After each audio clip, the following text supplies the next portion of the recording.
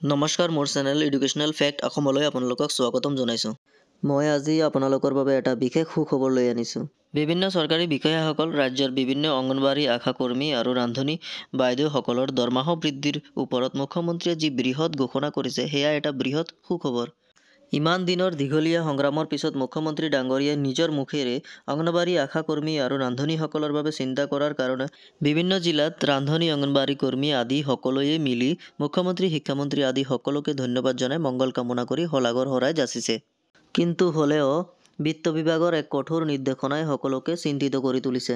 বিত্ত বিভাগৰ কঠোৰ নিৰ্দেশনা জাৰি আশা অংগনবাড়ী কৰ্মীসহ চৰকাৰী কৰ্মচাৰী পেঞ্চনাৰ হ'ব নোৱাৰিব অৰুণোদয়ৰ হিতাধিকাৰী। একোটা নিৰ্দেশনা কাৰ্যকৰী হ'ব বিশ্ববিদ্যালয়ৰ পৰা নিম্ন প্ৰাথমিক ঠিকাভিত্তিক অস্থায়ী শিক্ষকৰ ক্ষেত্ৰতো। আৰু অন্তৰ্ভুক্ত হৈ থকাসকলে 24 ডিচেম্বৰৰ পূৰ্বে কৰিব লাগিব পৰিত্যাগ, অন্যথা অনুশাসনমূলক ব্যৱস্থা লোৱা হ'ব।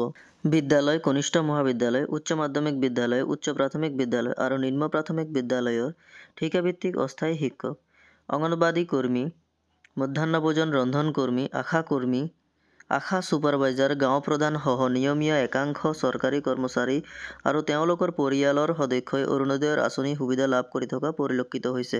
ইয়াৰ দ্বাৰা উলংঘা কৰা হৈছে আঁচনিখনৰ গাইডলাইন। ইয়াৰ পৰিপ্ৰেক্ষিতত আঁচনিখনৰ সুবিধা লাভ কৰি থকা চৰকাৰী কৰ্মচাৰী আৰু তেওঁলোকৰ পৰিয়ালৰ সদস্যসকলক বাধ্যতামূলকভাৱে এই সুবিধা পৰিত্যাগ কৰিবলৈ নিৰ্দেশ দিছে। ইয়াৰ বাবে সময়সীমা বান্ধি দিয়া হৈছে অহা 24 ডিচেম্বৰ। ইয়াৰ অন্যথা সংশ্লিষ্ট কৰ্মচাৰীসকলৰ বিৰুদ্ধে অনুশাসনমূলক ব্যৱস্থা গ্ৰহণ কৰা হ'ব বুলিও নিৰ্দেশনাটোত স্পষ্ট কৰি দিয়া হৈছে। গতিকে বিভিন্ন চৰকাৰী বিষয়াসকল আগন্তুক দিনত এনেধৰণৰ আৰু বহুতো গুৰুত্বপূৰ্ণ বাতৰিবোৰ পাবলৈ আমাৰ চেনেলটো ছাবস্ক্ৰাইব কৰিব আৰু কাষতে থকা বেল আইকনটো ক্লিক কৰিব। লগতে ভিডিঅ'টো চাই ভাল লাগিলে লাইক আৰু শ্বেয়াৰ কৰিব নাপাহৰিব।